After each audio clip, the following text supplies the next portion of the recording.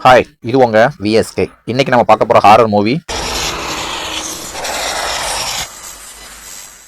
வவ்வால்கள் ஏற்படுத்தக்கூடிய அல்ட்ராசானிக் சத்தத்தின் மூலமா நோயாளினுடைய நோயை குணப்படுத்திடலாம் அப்படிங்கிற ஆராய்ச்சியில நான்சி டேனியல் ஈடுபடுறாப்ல. இந்த ஆராய்ச்சியினுடைய வெற்றியின் மூலமா மருத்துவத்துறையில தனக்குன்னு ஒரு தனி இடம் கிடைக்கும், நிறைய சம்பாத்தியம் பண்ணலாங்கிற நினைப்போட ஆராய்ச்சி செய்துட்டு இருக்காப்ல. நான்சியினுடைய கனவுல மண்ணள்ளி போற விதமா டயானா இசையின் மூலமாக ஒரு நோயாளினுடைய நோயை குணப்படுத்திடலாம் அப்படிங்கிறத கண்டுபிடிக்காப்ல. அதுக்கு தன்னுடைய 42 உடல் இயக்க குறைபாடு உள்ள குழந்தைகளையே பயன்படுத்தி அதில் வெற்றியும் பெறாப்ல.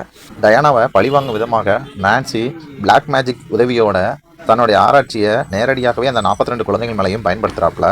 இறுதியில் சத்தம் தாங்க முடியாமல் 42 குழந்தைகளும் கொடூரமாக இறந்துடுறாங்க. 42 குழந்தைகள் இறந்ததுக்கு தான் காரணம்னு டயானாக்கு தெரிஞ்சிடக்கூடாது அப்படிங்கிறதுக்காக டயானாவை முதலே கொண்டலான்னு சொல்லி நான்சி டயானாவை அடிக்காப்ல. டயானா அன்கான்சியஸாக மயங்கி விழுந்துடுறாப்ல. மயக்கம் போட்டு விழுந்த டயானாவை கொன்னாலும் பிரச்சனை நினச்ச நான்சி டயானாவை அவங்க ஹாஸ்பிட்டலில் அட்மிட் பண்ணி கோமாவில் இருக்கிற மாதிரி 34 வருஷமாக மயக்க மருந்தை கொடுத்து கண்டினியூவாக கோமாலேயே வச்சுக்கிட்டு இருக்காப்ல. மயக்க மருந்து கொடுத்து தானே கோமாவில் வச்சிருக்கோம், அப்படின்னா அதிகமாக மயக்க மருந்து கொடுத்து பார்ப்போம், அதிக மயக்க மருந்து கொடுத்து இறந்தாலும் பரவாயில்லன்னு சொல்லி டெஸ்ட் பண்ணலான்னு சொல்லி 3 மருத்துவக் கல்லூரி மாணவர்கள் டெஸ்ட் பண்ணுறாங்க. அந்த மருந்தினுடைய வீரியம் தாங்க முடியாமல் அவருடைய ஆன்மா உடம்பை விட்டு வெளியே வந்துடுது.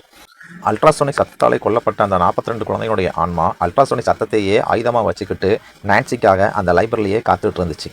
தன்னுடைய தாயான டயானாவும் 3 மருத்துவர்களால் கொல்லப்பட்டாங்க அப்படின்னு தெரிஞ்ச உடனே அந்த 42 ஆன்மாக்களும் அல்ட்ராசானிக் சவுண்டை பயன்படுத்தி அந்த 3 மருத்துவக் கல்லூரி மாணவர்களையும் தற்கொலைங்கிற பேரில் 3 பேரையும் கொடூரமாக கொன்னுருக்கு அந்த ஆன்மாக்கள்.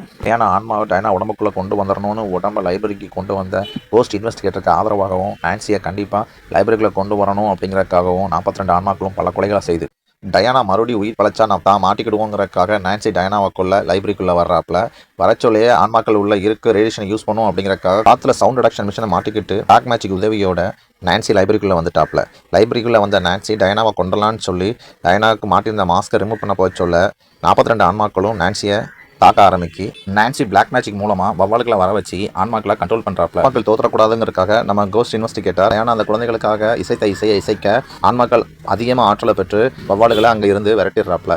டயானாவுடைய ஆன்மாவும் அதற்குரிய உடம்புக்குள்ள உள்ள போயிட்டு இது தெரியாத நான்சி டயானாவை கொண்டலான்னு பக்கத்தில் வர நான்சி கையை பிடிச்சிக்கிட 42 ஆன்மாக்களும் சேர்ந்து நான்சியை கொடூரமாக கொண்டு வருதுங்க. அவ்வளோதாங்க. அடுத்த வீடியோவில் இன்னொரு ஹாரர் மூவி பற்றி பார்ப்போம்.